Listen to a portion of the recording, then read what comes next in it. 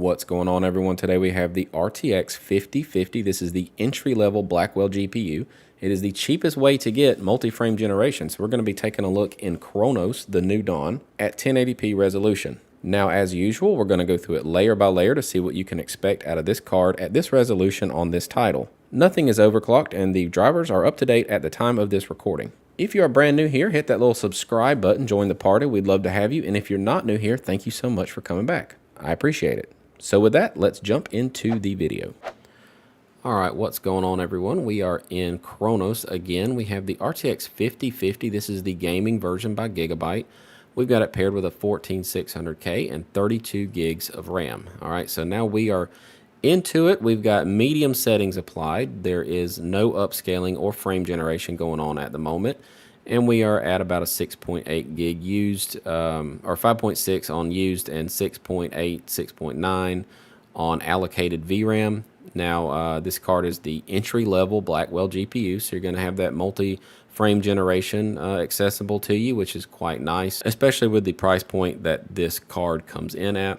So right now we're at 70 FPS. The medium settings looks like it's a pretty good jumping off point. Let's see what we can do if we go up to high. So we're going to go to high settings, and then we only have one more, which is epic after that.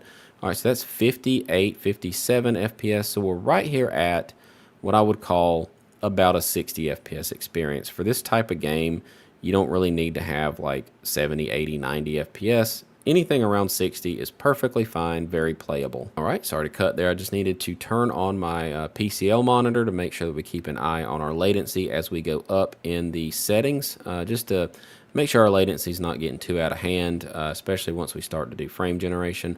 But right here, let's just check out what Epic settings would do. Let's come down here, of course, not upscaling at all yet. So go to Epic settings.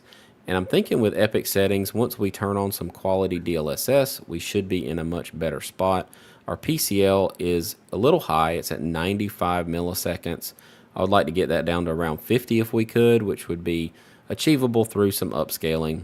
And we'll just see how far we got to go with that upscaling before we turn on frame generation.